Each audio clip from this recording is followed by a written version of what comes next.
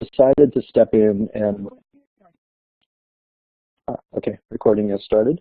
Sorry about that, I should have pressed that record button. So these groups or these organizations were all NDIP partners. The NDIP is the National Digital Information Infrastructure and Preservation Program.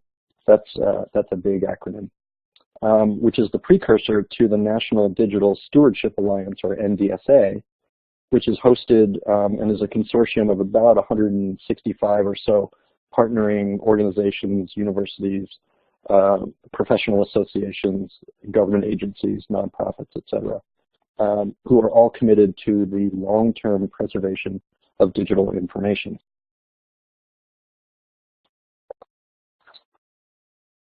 So all of these groups were already doing web archiving of the .gov domain at various levels and scopes. As you can see here, the Library of Congress was harvesting election materials and other materials in the .gov domain. The Government Printing Office was harvesting agency websites and ephemeral documents. The National Archives was actually doing web harvesting, but they were focusing on congressional committees and Congress, and doing a web harvest every 2 years at the end of a congressional session, which of course runs for 2 years. The Internet Archive was doing global, national domain and curated crawls of all sorts. And executive agencies were also using Archivit to preserve their own domains. On the academic side, University of North Texas and Stanford and others were doing topical and targeted .gov collecting. So as you can see, there was already a lot of activity going on in this space by lots of institutions. But by coming together, we felt we could build a community of experts and interests around the effort of crawling the .gov/.mil domain, expand on all of our collections, and leverage economies of scale.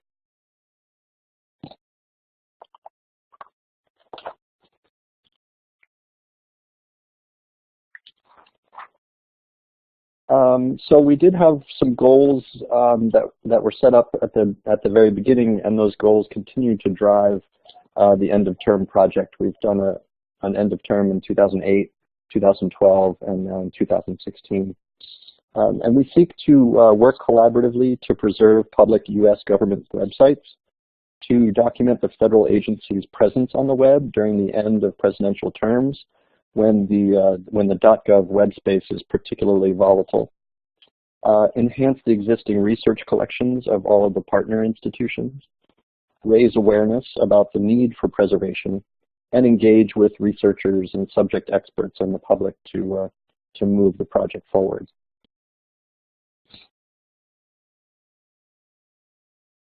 Excuse me, I have a bit of a cold today. I hope I don't sound too honky.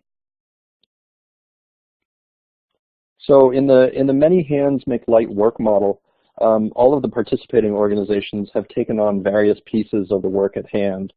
The main actual crawling organizations, the Internet Archive, Library of Congress, and University of North Texas in 2008 and 2012, as well as George Washington University this time around, which is harvesting social media for us. But there's also preservation, data transfers, and indexing, and metadata creation and indexing, and a web portal which the California Digital Library is hosting, which includes the indexing of all the metadata. There's nominations, URL or seed nominations, we call them, which GPO is doing in terms of outreach to their community, to the FDLP community, the Federal Depository Library Program community. And all of us are really doing seed contributions, outreach, project management, education, coordination, and the whole lot. There's really only 8 to 10 of us that are working on this project, and so it takes a lot of our time to do this. At first, we were all focused on almost primarily on collecting and preserving of .gov content. But over time, over the last iterations of the crawl, we've also worked to expand access, first through the web portal that CDL is hosting, but then also expanding the ways that researchers can use the archive. And Jefferson will talk about that in a few minutes. So there's the technical work of harvesting and metadata and indexing. I saw in the chat that someone really loves metadata, so there's definitely space for you here. But also much outreach and coordination of volunteer nominators and nomination events and journalist and public inquiries. The number of volunteers has grown, especially this year, with the perceived notion of the loss of government information and data, especially climate data, and extreme public interest in preserving and assuring access to government information. So in some ways, it's never been a better time to be a government information librarian.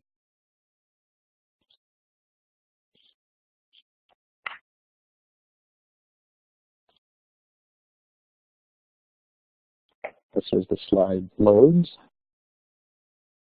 So we have a ton of funding. Actually, no. There's no outside funding or grants for this project, at least that I know of. It's been paid for by the organizations, the institutional resources, the web archiving programs, and the people participating in this project. It's pretty much a sweat equity kind of project, and it's done well in that manner. Not to say that a big grant wouldn't be welcome, of course, but I think it's highly commendable that the people and the organizations working on this project are doing so because they understand the importance of digital preservation and public access to government information in all of its guises.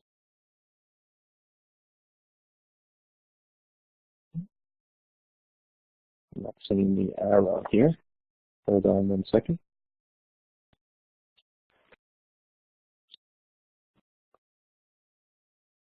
Yeah, here we go. So defining exactly what is the government web presence has been one of the biggest challenges for the project.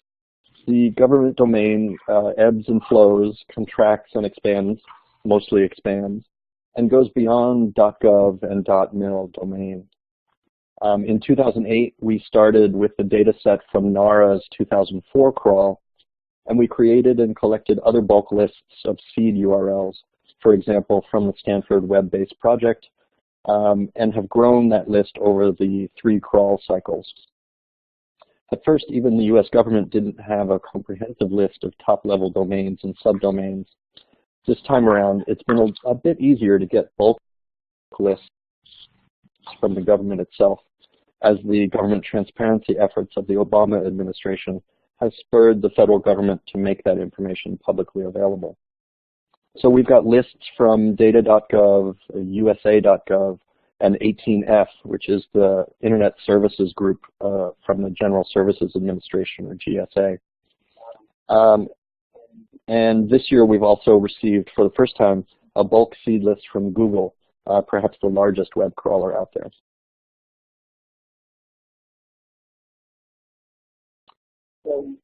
So we start with these bulk lists of domains, but then we also have relied on volunteer subject experts, and this year especially other grassroots efforts that can help us identify specific seeds that are important to capture, but that may not be at the top level domain bulk lists. It's important to get nominations on top of having bulk lists to assure the most thorough crawls as possible. Starting with some very positive press in the New York Times in late November 2016, our efforts at community engagement have really taken off. A special hat tip to Professor Debbie Rabina at Pratt University's Library School. She was a very active early supporter of the end-of-term project and had a library class in 2012 and again in 2016, which helped identify social media and other seeds. And she's also put together events of subject experts to do seed nominations for us. Other events and efforts include the Data Refuge Project, started by the University of Pennsylvania Libraries, and University of Toronto's guerrilla archiving efforts. Other libraries and organizations across the country have hosted hackathons, and nominatathons, or whatever we're calling them these days, and are both collecting their own data. For example, the Climate Mirror, which I didn't put on this slide, but you can look them up, climatemirror.org, as well as feeding feeds and data into the end-of-term crawl, or end-of-term archive. These efforts are not wastefully duplicative, but instead have helped us all learn and make for a more thorough web crawl. We've gotten a lot of press, as I said, over the last several months. You may have seen the Wired articles and the New York Review of Books and several others. Sorry for the police presence outside. It's not me, I swear. So, as I said, we've gotten some really good press in the last few months, which has sustained the interest in the project and in preserving Born Digital Gov info and data. This has been both a blessing and a bit of a curse, and I say that only slightly facetiously. It has definitely made outreach easier and has made arguing for participating in the end-of-term crawl easier for those of us who are participating with our own administrations. And we're thankful for all the public interest and the public events and the positive energy. But the amount of journalistic interest has meant spending a lot more time for all of us volunteers explaining the project and the ins and outs of web archiving to reporters.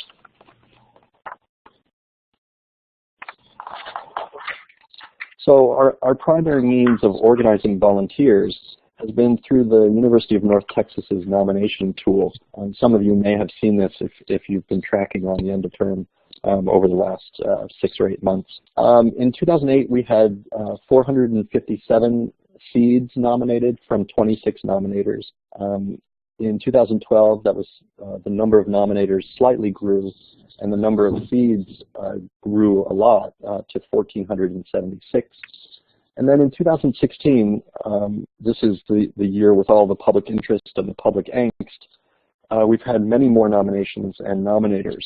So we've had over 15,000 seeds nominated from over 400 nominators just through the University of North Texas's nomination form. And we've also had over 100,000 seeds nominated from events and tools hosted and created by Data Rescue, as well as the Environmental Data and Governance Initiative, or EDGI. Both of these groups ran lots of public events. So this has been truly phenomenal and has helped spur efforts by a group of libraries coalescing around the website called libraries.network to collaboratively work on the preservation of digital government information going forward, and not just at the end of each presidential term.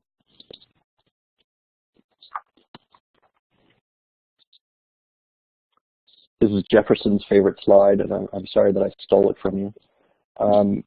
The .gov sites proliferate, of course, just like invasive species. And yes, there once was an invasive species .gov website, which went dark, but the Internet Archive has it in the Wayback machine. So government websites are ephemeral, and in many cases, it can be difficult. It can be difficult to gather them as they expand and change over time, and as social media and other kinds of web apps and tools take hold. There's .gov and .mil, of course, as I said, but there's also a lot of government information on the .com domain. For example, all of the armed forces have .com websites, and the .org domain, which includes many commissions, and the Federal Reserve, federalreserve.org, as well as YouTube, Twitter, Facebook, and other social media. So we've had to rely heavily on nominations from subject experts in these areas. Sometimes the bulk seeds that we get can get to these sites with crawlers following links, as is their wont. But it's always great to have the community help identifying seeds. There are, of course, issues with web crawling as a viable option to collection and preservation. Nobody is saying that web crawling or web harvesting is a perfect tool, but it is what we have. So some sites, of course, are not publicly accessible or are unlisted. Some are only found through dogged efforts of subject experts who know where to look for it and know how to identify them. This is especially true for things like datasets, underlying mapping, and other web apps. There's some content we're unable to archive, like sites behind passwords, databases that need to be humanly queried, though the Internet Archive has some cool workarounds to this problem. There's web applications, as I said, and some data sets are really difficult to find and harvest. The proliferation or invasiveness of government websites continues almost unabated, meaning that overall the .gov space continues to expand much like a supernova, though I hope that metaphor doesn't prove predictive. There was an effort by the Obama administration's Office of Digital Strategy back in 2011 to tighten up the .gov domain and curtail what was seen as quote-unquote duplicate and unnecessary websites that waste money. This website, too, was lost to the sands of Internet time, which, according to the Internet Archive, is about 100 days. It might be a little bit more or a little bit less. I'm not sure if Jefferson can corroborate that number. So all that said, we're trying to make sure we're as thorough as possible, but of course, this is tricky and imperfect business.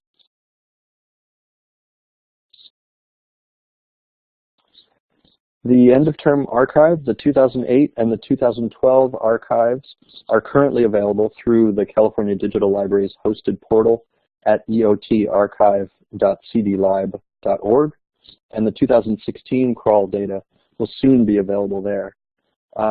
We stopped crawling at the end of March, and so we're processing and creating metadata, and all of that will soon be available. There will be at least 3 caches of the content at the Internet Archive, the Library of Congress, and UNT, and we're looking into other ways to make this content accessible, of course. And with growing scholarly interest in corpus and network analysis, bulk data, and distant reading, these archives are ripe for reuse and bulk access. We're already getting questions from researchers at Stanford wanting bulk data, so we're hoping they'll go to the Internet Archive. There are also some affiliated efforts that are paralleling the end-of-term crawl, and so it's not just that we're crawling once every 4 years. There are other targeted efforts. For example, the Internet Archive has an election archive and a White House and social media archive. The Library of Congress has a campaign archive, and there are several others, mostly having to do with elections and social media of some sort. President Trump's Twitter feed is perhaps the single most archived Twitter feed of all time. Pardon the editorialization, but few can resist rubbernecking a wreck, so it seems.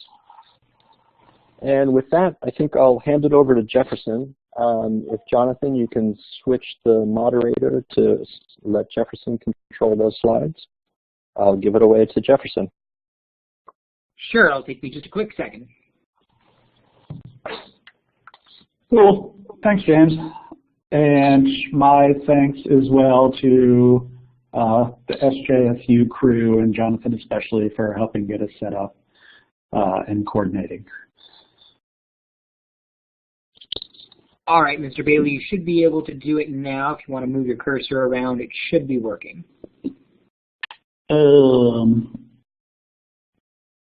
Let's see if I can go to the next slide.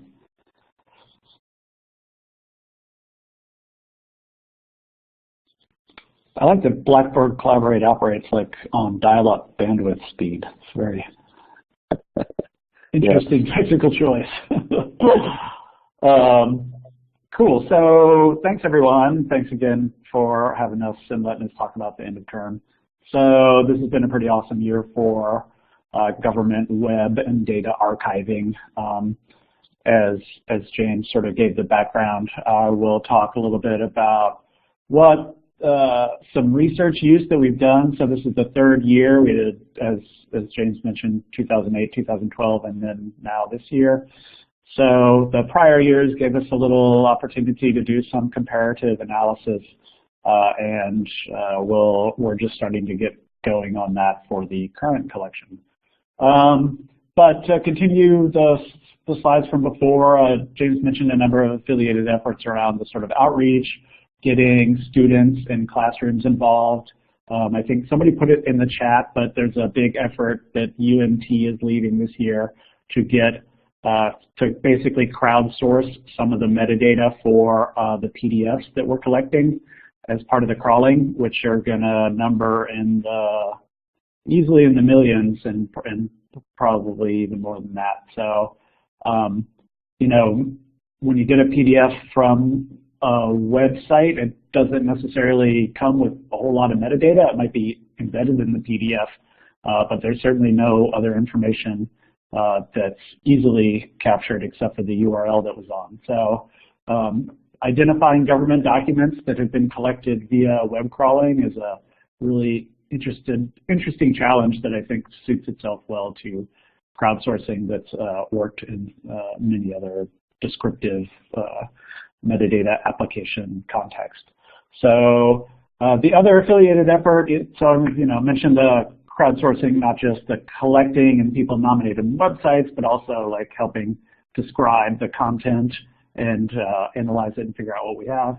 But we also were lucky enough to work directly with the White House this year, and they reached out to us because the Obama administration was very cognizant of the openness and public domain nature of all the content that they had created, and they wanted to see it in as many places as possible and being used by as many people as possible. So we were just Internet Archive, and it's just going into the end of term collection, so it's available to anyone for download. It's totally public and downloadable. They gave us dumps of Twitter and Vine and Tumblr, and I think one or two other social media channels, as well as giving us basically a list of the whole whitehouse.gov web architecture so that we could get a very good snapshot of it. So that was cool, and I think that sort of built off of you know, not just open access initiatives, but also the recognition that gov data and gov web data it changes a lot, and just because administrations change and administrators and agencies change and politicians change and things like that. So that was really cool to happen this year. So it is part of the collection as well. So how big are some of the end of term collections? You'll see in 2008, it was not a very large, what we call a seed list. A seed is basically just a website, and that's sort of where the crawler starts to crawl.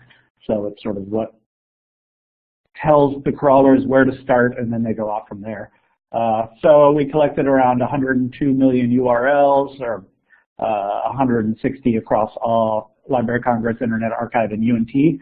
Sometimes we focus on different parts of .gov and .mil. .mil is military, and so some people will focus on specific agencies or specific parts of the federal government web to collect them more intensively and more deeply than they might if they tried to get everything.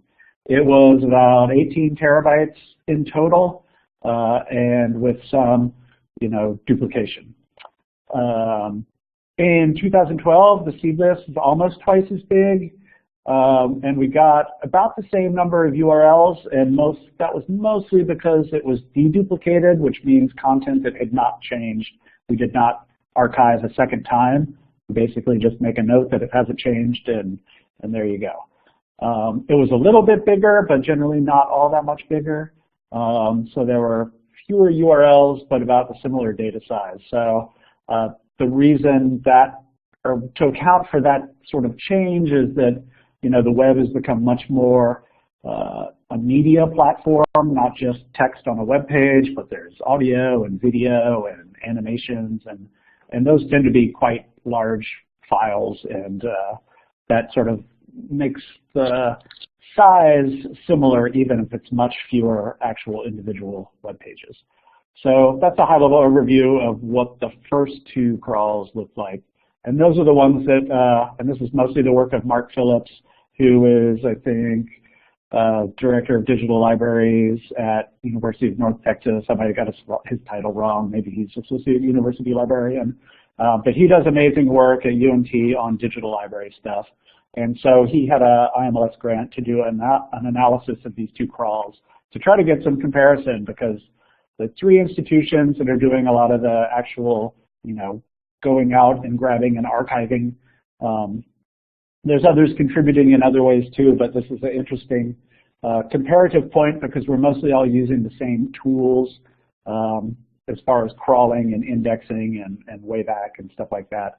So what Mark did was basically, take big index files of these first two end-of-term crawls and compare them to see what individual institutions were getting differently from each other and what the shape of the overall collections looked like. So you'll see, on the right, some pie charts around what each institution was collecting that was unique just to their archiving efforts and what was shared. And so you see, even though in many cases we were using some of the same seed list and focusing on the same websites, the uniqueness of our individual archived URLs was quite high, so that's very cool.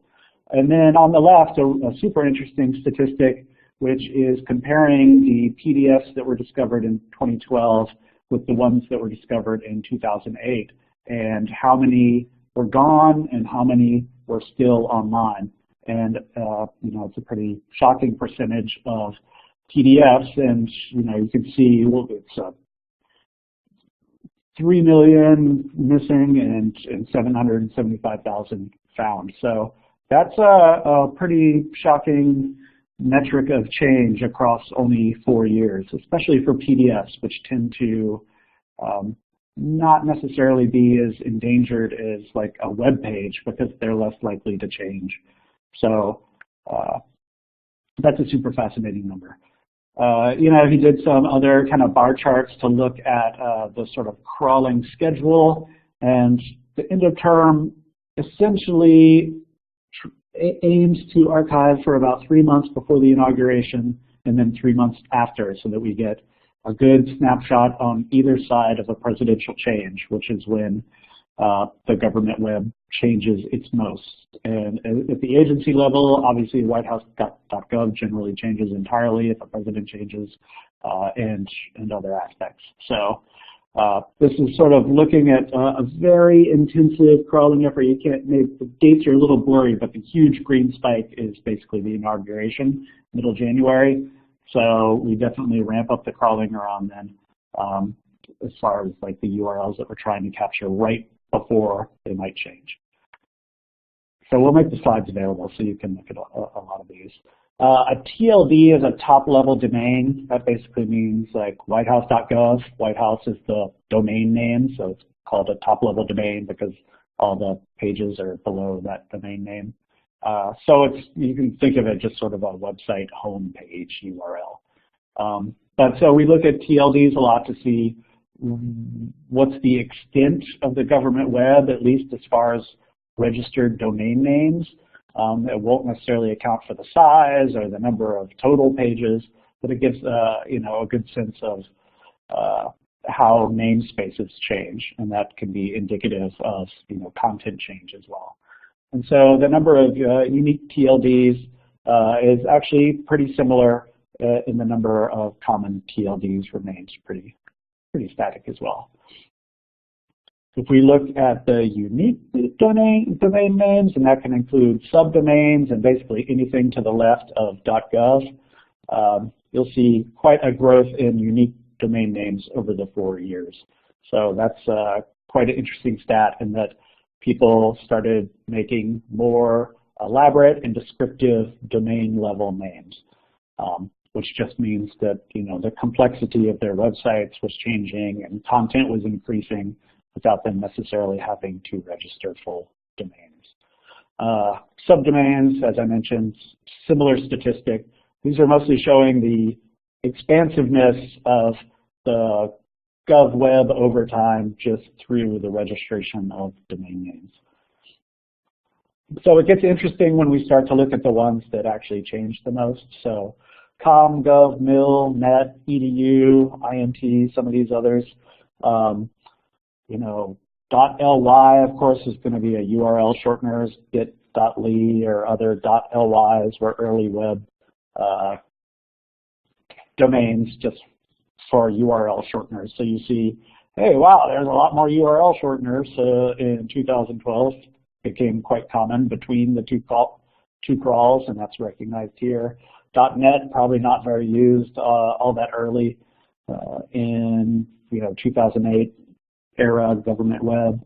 So let's see. Anyway, that's TLD change. We'll keep going. There's some .ly and .me. So .me might not have even existed in 2008. I'm not exactly sure. But you can sort of start to do this comparative analysis that allows you to see how the web has changed sort of in a holistic view. Some other interesting ones are when you get to sort of more specific sites. You can see this is, I think, number of URLs that were archived. And so when you look at the ones like Navy or House.gov and Summit.gov are kind of the obvious ones, but some of these sites got much bigger between 2008 and 2012, especially if they are publicly focused on delivering, content and news and they're, serving their constituents. So that was some other interesting ones. What are some ones that disappeared between our first two end-of-term archiving efforts? Geodata.gov, and you can look some of these up. We'll share the slides and look at them in the Wayback machine or whatnot, since they'll be in 2008, not in 2012. And you can see the URLs sort of indicate the relative size. So, geodata.gov was actually quite a big website to entirely disappear over the course of 4 years. So some of these are more specialized, or maybe were specific government initiatives that only had a limited time span to begin with. But in others may have been assumed into larger websites. DARPA obviously is the Defense Agency Research Projects Administration. They probably got folded into a .mil domain or became a subdomain of something else. So you get the sort of disappearance and the movement of content around the government web.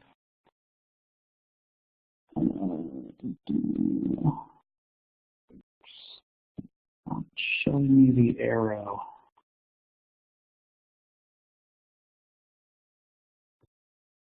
Not sure how to advance the slide if I can't see the arrow. Oh, there it is. Okay, good stuff. Okay, so that was sort of mostly Mark Phillips doing his own research on 2008 and 2012. And I thought I would talk about some efforts to give data mining and computer scientists and other researchers big chunks of .gov web archive data for them to work with. So one effort we did was working with political scientists at the University of Washington, social scientists at Rutgers, and information scientists at a research institute in Germany called L3S. And these people were interested in like all of .gov web archive, pretty much as they could get, because they are running huge high performance computing networks where they're looking at millions and billions of things at any one time and doing big processing jobs. So this was a sort of research and development effort to how can we support data mining projects that are interested in doing analysis similar to Mark's, but like on the content itself and not just the index. So this was the sort of .gov project, and we took 100 terabytes of .gov, which included all the end of terms as well as some additional stuff from Internet Archive's Web Archive, and basically put it in a third-party platform called Altascale and said, hey, come and use the data, all you people who are interested in data mining stuff. And pretty much nobody showed up. So there were 1 or 2 projects that came out of it, but for the level of effort involved in moving the data from Internet Archive to Altascale, getting people user accounts, and helping manage their processing efforts. It turned out to be have many hurdles around the user management and people just not necessarily being able to deal with this big tranche of data. So there are challenges because a lot of them weren't necessarily familiar with web archives or how crawling worked, or how there wasn't really any metadata except for what is in the website. So it exposed a lot of interesting challenges that I think the web archiving community is still grappling with. But it is a big slice of the government data that is available for people to do computational research on. Another effort that we've tried to make, so if 100 terabytes is too much data for you, how can we make data sets out of this collection that are smaller and easier for people to work with and might have a more understandable shape and content? And so we've been trying to make Web Archive data sets, which is like, it's not the whole web page, it might just be all the page titles or maybe all the links on a page, or other sort of metadata or data elements within a web page that can be extracted and put in a data set and then given to people. So, you can have like metadata like the links or the page title. You can have all the people names or place names in a whole website extracted and with a timestamp and all these other characteristics. So we won't have to go into too many details, but it's another attempt to get researchers the data that's in this awesome collection, but in a way that might be easier for them to use. And doing this work with a number of these institutions and making data sets has actually led to some pretty fantastic community events focused on helping researchers use web archives. So there's been a number of hackathons at Library of Congress. We had one here at Internet Archive. There's the Archives Unleashed project, which basically brings researchers together for 2 or 3 days, gives them government data, and they play around with it, and they get a little expertise and hand-holding. They've done similar things in Europe and in Canada as well. And there's an online workshop. It's oriented towards the semi-technically proficient as far as the ability to run scripts and stuff. But if you are interested or have some fluency with the command line terminal or things like that, then you might want to check out our Archives Research Workshop. But basically, .gov has been a good entry point for researchers that are interested in using web archives but don't really know where to start as far as the content, because we have so much web archive material across all our web archiving institutions. .gov sort of makes sense for people, and also, of course, it's public domain, so it's very easy to just have people use it without getting into too many challenges.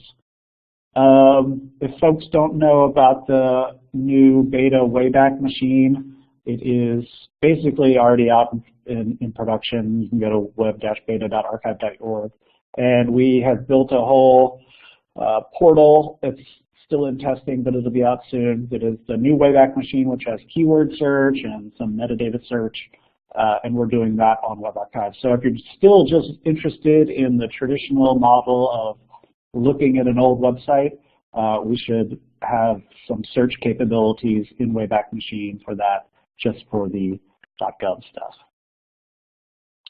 And we're also doing similar kind of stuff with statistics.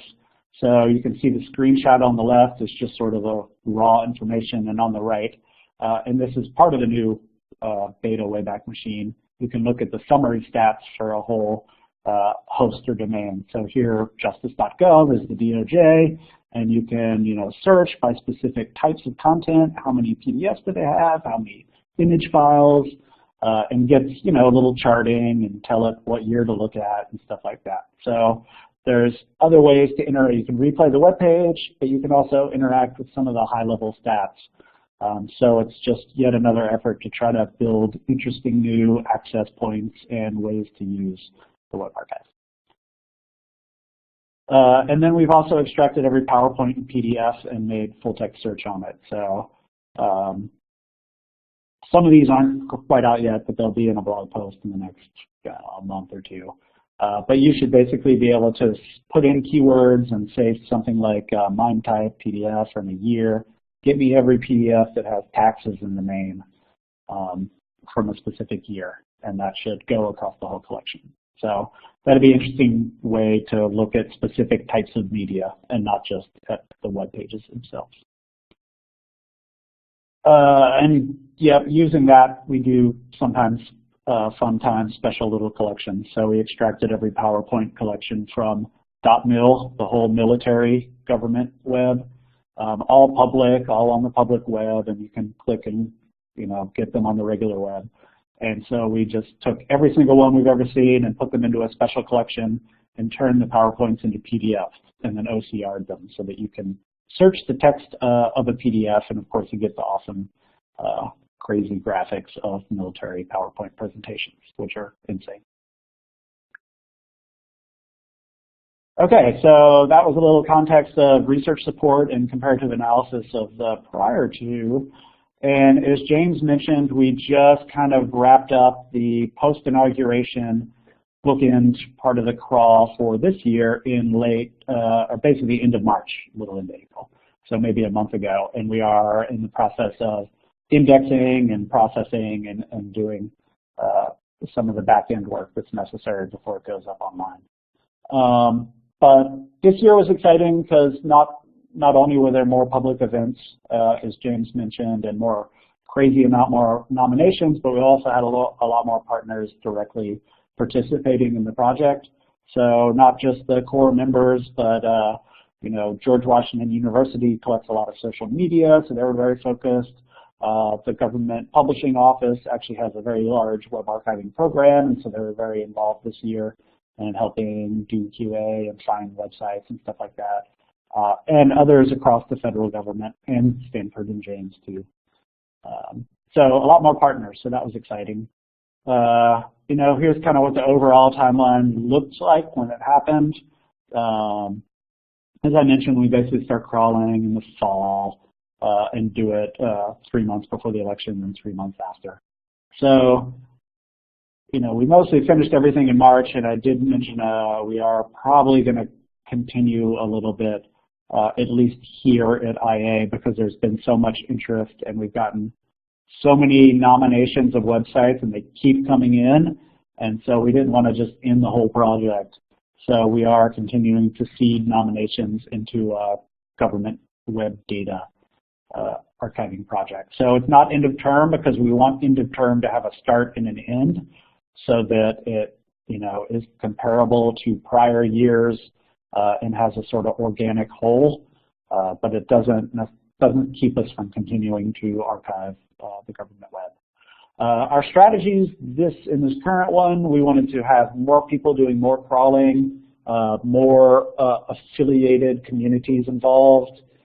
We had a listserv that has a lot more members than prior years, and worked directly with the White House. So we mentioned, or worked directly with the government. We mentioned the White House, but we worked also with data.gov. We worked directly with the GSA, which, as James mentioned, is the sort of internet services provider for the federal government. So they gave a seed list and helped us make connections and hooked us up with people that could, point us to APIs that might have more seeds and registries and other things that we could scrape to make the crawl better. And we have updated the portal and some of the other access efforts that I already mentioned.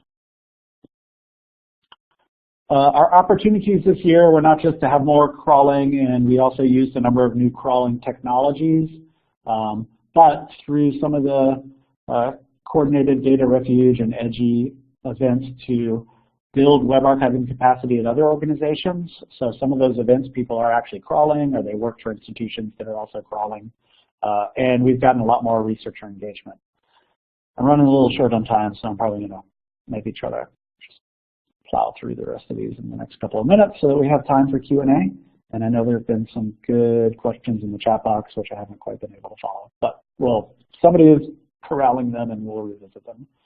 What are our challenges? Well, the web just continues to grow. The volume, the proliferation, the amount of media and YouTube and Vimeo and video is just crazy. So James mentions it's a sort of passion project of the institutions that are involved. So it's none of our day jobs to do this. There's no dedicated staffing. So the growth of the size as well as the growth in the attention to the issue this year has been a challenge. We don't do much cataloging or QA. We mentioned efforts to try to help on that with PDFs and stuff, so that would be great if we could get more crowdsourcing, because it's, as I'll show in a minute, it's hundreds of millions of individual files, so it'll be work. We had more partners, which meant more project management, which of course is always a challenge for sweat equity projects. We had a lot more seed list, which is a good thing actually, and then some of the other limitations I already mentioned. What did we start with? So there is a registry of every registered social media account in the federal government. It's about 9,000, and I put the percentages there. We made a real effort this year to find every single website that has ever existed for .gov and crawl it. Because if it doesn't exist anymore, it doesn't really affect the crawling at all. So I think our final seed list was about 190,000. And if you remember the slides from the earlier ones, they were like 3,000 and 5,000. So we were just get everything as far as putting it in the seed list and let it go. A lot more crowdsourced nominations as we saw before, and then some other donated lists as well. What does it look like since we just sort of ended? Well, here at Internet Archive, we have 240 terabytes. So that's pretty huge. It's about a quarter of a petabyte. So that's a lot.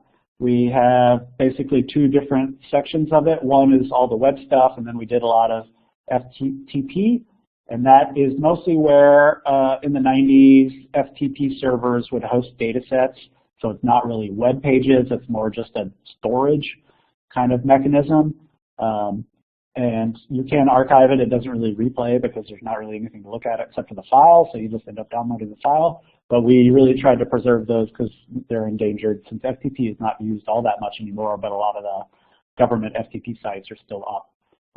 For as far as the web URLs, we got over 300 million, so that's a pretty good number, and about 12,000 FTP files.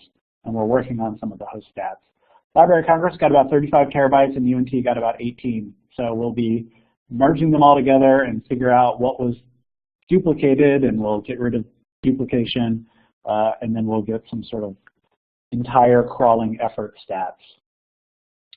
Our entire end of term collection, which I think is, you can search for it on archive.org and you'll find it. All the files are downloadable. It's, in web archive format, so they're not necessarily user friendly. We put them in a pre and post inauguration collection so that people understood how the two snapshots happened, and we'll be blogging more about it. Lots of conversations with researchers. We have APIs in development, which is just a programmatic way that you can interact with the files and the data sets that I've mentioned. And we are still continuing to archive, and we're continuing to work with EDGI and Data Rescue and others in getting their collecting. They've been collecting, and we're going to take copies of their data too. So that should be pretty exciting.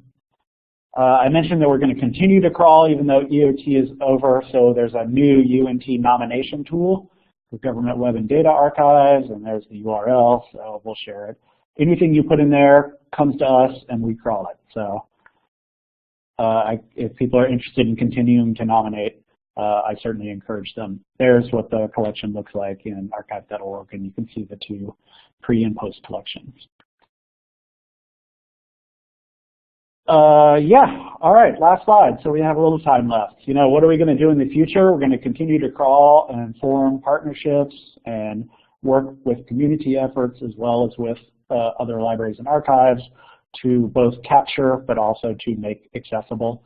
We're going to redo the portal, EOT portal that's hosted by California Digital Library, as well as figure out some of the other access methods that I gave a high-level overview of. everything's public. It's .gov. It's public domain. So if you want it, take it. If you want some of it, take that part. All of it, take it. It's a lot. And then continue with the community building. So Data Refuge and EDGI have just done amazing work in hosting what must be, I don't know, over 100 events at this point, and building tools for people to have their own datathons or hackathons or nomination-a-thons. So really the community building this year, which is something that those of us doing the web archiving don't have a lot of time or bandwidth for, has been fantastic. And there's the listserv, and I think this is the last slide, so I think we're done as far as us presenting.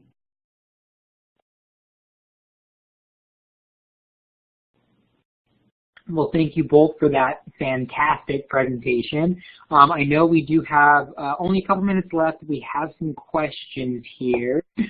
The last one that I saw, the first one that I saw that didn't quite get answered was one of my questions. It was a follow-up to Grace that Mr. Jacobs was answering. And basically what I was asking was that now that you are tracking FTP, do you think you'll be able to make the comparison between the data from previous administrations to the 2016 collection of data, if that makes sense? Yeah, it does make sense, and I thought I added something in the chat about that. I don't know that we have anything to compare 2016 against, because we didn't harvest FTP sites for the 2012, and so we really can't make that analysis of where's the growth or what has disappeared. Although Jefferson mentioned the pre and post crawl, or the pre-nominate or the pre-election and post-election crawl, and so it could be that there could be some comparisons there. I know there's been some news recently about the administration scrubbing the word or the concept of climate change from the EPA website and from the Department of Interior website. And so some of that is happening, and we may be able to analyze it later. Great. Kate asked the question, why did you need to transfer it? And if I recall, this was during the part of the presentation about the couple of public access sites that you had created. Is that correct, Kate? For researchers to other platforms, is what she says in the chat as a qualifier. Yes. Yep. So that one was a third-party platform. So we don't really have why you needed to.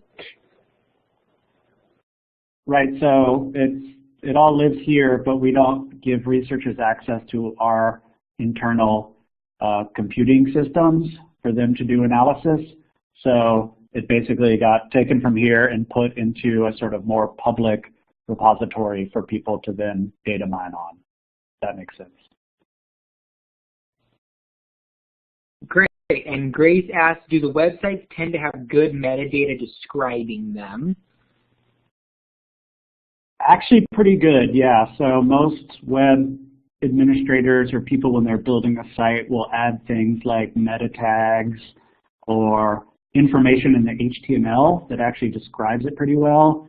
It's not metadata quite like we think of in library archives land, but it is highly descriptive of the content of the page and of the resource itself. So there are ways to extract it or repurpose it for what we would think of as bibliographic metadata. But Jefferson did mention that that names and other types of information can be extracted also, and that makes for more robust metadata as well.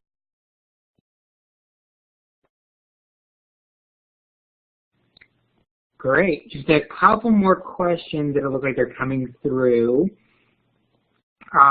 Amy asked, what would you say are the key skills one should have to work on the EOT?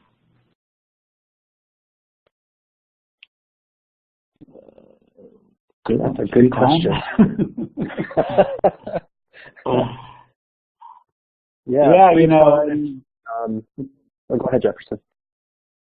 I was just going to say traditional, archival curatorial skills. You know, we sort of know where the crawlers start and we feed them a list to do their thing. But as far as managing what they do, and this doesn't take high-level technical skills, but looking at reports that we get from what's happening, identifying, you know, what are high-quality sites that are going to have good content as opposed to things that are probably mostly junk. And that can be like crawler traps or things where, you know, the web is crazy and so it breaks a lot, and it might be capturing URLs that basically don't have any text on them. And there's sort of ways to do that kind of analysis. So it's kind of like weeding or appraisal in archives. I think those skills adapt super well to web archiving because the scale is really large, and so you have to be very cognizant and targeted in analyzing content. It also helps to have subject expertise, I think, because especially in the .gov domain, if you understand the provenance and the organizational structure of the government, of executive agencies versus commissions versus Congress, then you can you can understand what you're collecting better and make better post-crawl decisions, better QA decisions, and those kinds of things. I've only had to do regular expressions, you know, a handful of times, though I'm sure that Jefferson, you know, speaks regular expression fluently.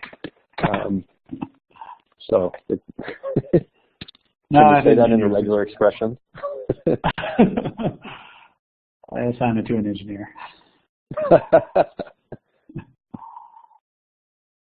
Also, a dogged interest in collecting information is a good skill to have, or a good I don't know if that's OCD or if that's being super focused, but it's something of interest. And you know, I spend parts of pretty much every day that I'm working, I'm, you know, reading the news and finding the report that the news article cryptically said, a report just out by this agency said today, but doesn't give the title or any other information.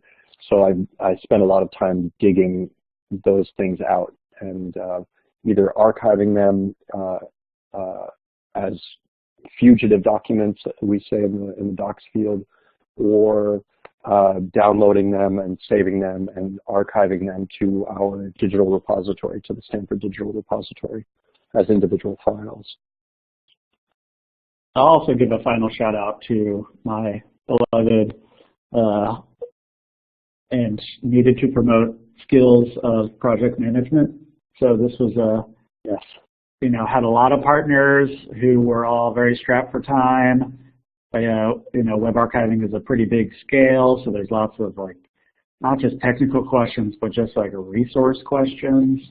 So I think any institution that was involved needed a good project manager, and we all also had to, you know, work together on the overall project management. So that's often an overlooked skill, but for collaborative projects where there's different, you know, we had the government, we had academics, we had us, which is just a nonprofit, so it's different types of institutions, people at different levels of experience and seniority, so all that coordination takes, you know, it takes skill. Great, those are great awesome. question. I know we have one last question, if you don't mind, and that was from Mary, who just asked, are there any legal issues with crawling and collecting the data, and are there any legal issues with individuals and groups using the data?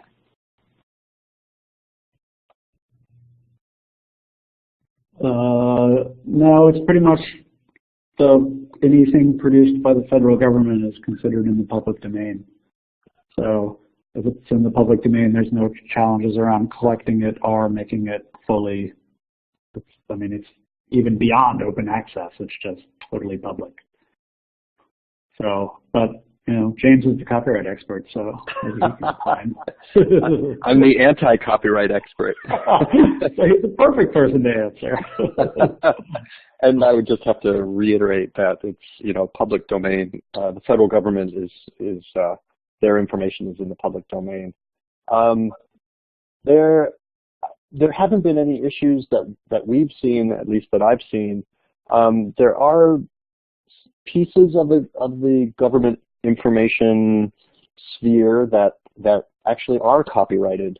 For example, technical reports that are written by an outside person, not a person paid by the government, so not a government employee, sometimes have copyright on them. But we've collected, for example, the NASA technical reports server has been harvested, and I'm sure that there are copyrighted reports in that archive, in that database. But we've never had anybody come and ask us, hey, take that down, or hey, that's my technical report, you can't harvest it. And so I think we haven't run afoul of that.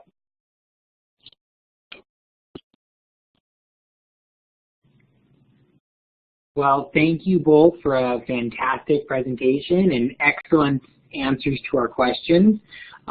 Just before we leave, I'm going to open the floor to Dana and Mary if they have anything they wanted to say before they go, but I just wanted to thank everyone for attending. I wanted to thank Mr. Jacobs and Mr. Bailey for their time. They're both very busy, and we appreciate having them.